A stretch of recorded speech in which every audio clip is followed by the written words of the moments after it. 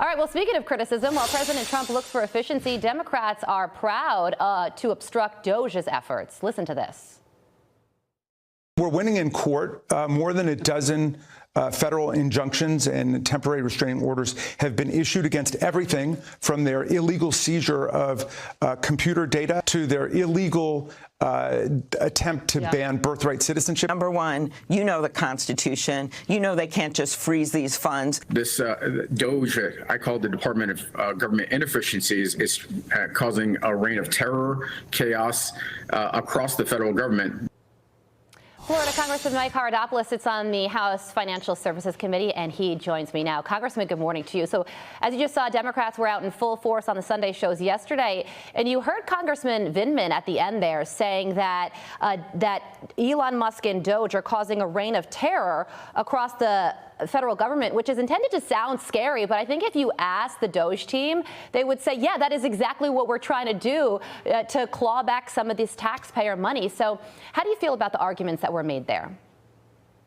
Well, they're nonsensical. People work very hard to pay their taxes every single day. They're hurting. They're paying 20, 30% more for rent, gasoline, food, and they see wasteful government spending.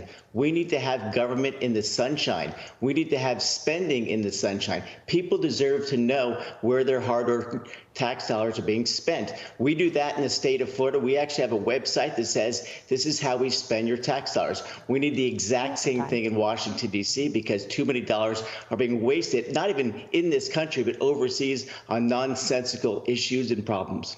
Yeah, you know, Congressman, a lot of what politicians say in the media can be a lot more reactionary than they really feel behind the scenes. So when you're talking to Democrats on Capitol Hill in the halls of Congress, do you think they really feel like we're in a constitutional crisis right now when it comes to cutting government waste? What are they really saying to you? They're just upset that they lost the majority. They ran the government for 4 years into the ground, and now the American public has to pay for their mistakes. America deserves to have a government that really looks out for them, takes care of the basics well, protects our country, and makes sure that every tax dollar is spent in a smart way. Transparency is the way to do that. I'm really applaud the president for creating the Doge and using a mastermind like Elon Musk, who understands computers and technology to root out this corruption. When we right-size the government, everybody wins. And spending time in with President Trump yesterday in Air Force One and at the race, he was absolutely focused on this issue, making sure we remove this wasteful spending, put it in the right place so we can reduce our deficit and debt and really get this country moving again. That's what he's focused on, and I'm proud to work with him every single day in Washington, D.C. Well, Congressman, I'm glad that you mentioned your day yesterday because it was pretty cool spending time with Donald Trump at the Daytona 500. So tell us a little bit more about that. That seems like a lot of fun.